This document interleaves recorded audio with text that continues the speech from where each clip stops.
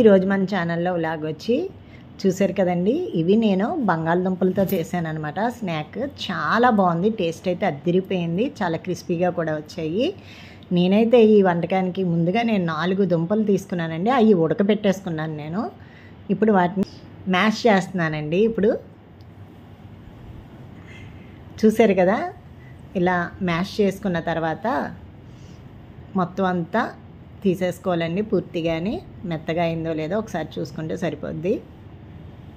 రుచికి తగినంత సాల్ట్ వేసుకున్నాను.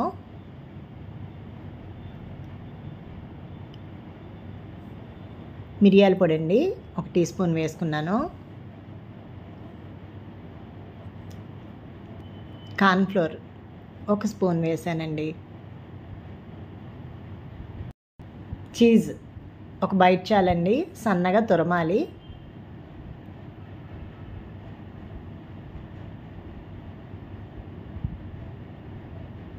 ఒక బైట్ అయితే సరిపోద్దండి. అంటే క్వాంటిటీని బట్టి పెంచుకోవచ్చు. నేను చిన్న దుంపలు తీసుకున్నాను కదా, అందుకని 1 బైటే వేస్తున్నాను. అంతేనండి ఇంగ్రీడియంట్స్. ఇందులోకి ఇంకేమీ అవసరం లేదు. వీటిలన్నిటిని చక్కగా కలిపేసుకోవాలండి. చేత్తో కలుపుకుంటేనే బాగా కలుస్తుందండి.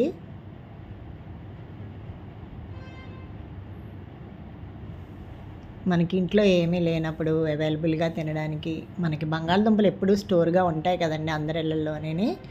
పిల్లలకి చాలా ఇష్టంగా తింటారు. పిల్లలతో పాటు పెద్దవాళ్ళు కూడా ఇష్టంగానే తింటారండి. చాలా బాగుంది. నేను కూడా కొత్తగా ట్రై చేద్దామని చేశాను. ఇది రెండోసారి. అప్పుడే టేస్ట్ అయితే చాలా బాగుంది.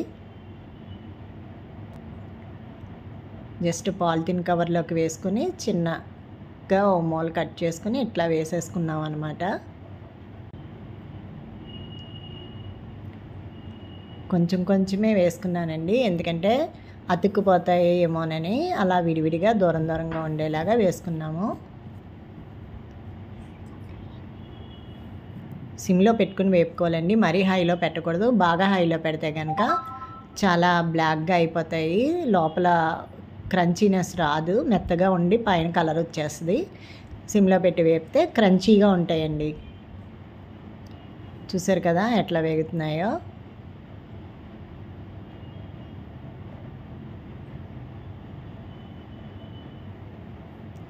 చాలా ఈజీగా చేసుకునే స్నాక్ ఐటెం అండి ఇది. ఇలా వేగిపోయినవన్నీ పక్కకి తీసేసుకోవాలండి ప్లేట్లో.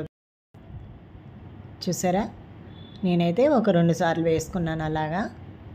పైన చిటికెడు చాట్ మసాలా చిమ్ముతున్నానండి. టేస్ట్ అయితే వేరే లెవెల్లో ఉంటుంది. చూసారండి, నా స్నాక్ ఐటెం అయితే అయిపోయిందండి. సూపర్ టేస్ట్గా ఉంటుంది. సో అమ్మమ్మ చేసింది నాకు బాగా ఆకలేస్తుంది, బోర్ కొడుతుంది అంటే పొటాటోతో ఏదో స్నాక్ చేసింది అమ్మమ్మ. ఇది జస్ట్ లైక్ కుర్కురే లానే ఉంది, బట్ ఇది కూడా ఒక కుర్కురే ఫ్రెంచ్ ఫ్రైస్ ఏదో అలాగా సమ్ ఆ మోడల్ టెక్స్చర్లో వచ్చింది. అలా ఉందో చూసి చెప్పేద్దాం మనం.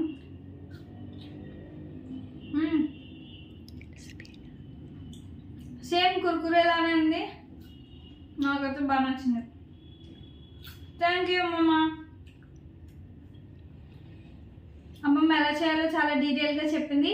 ఇది చాలా ఈజీ కూడా, నాకు కూడా వచ్చేసింది, అంత బాగా చేసింది అమ్మమ్మ సింపుల్గా. సో మీరు కూడా ఖచ్చితంగా ట్రై చేయండి. ఈ రెసిపీ ఎలా ఉందో కామెంట్లో ఖచ్చితంగా కామెంట్ చేయండి. So please do like, share and subscribe.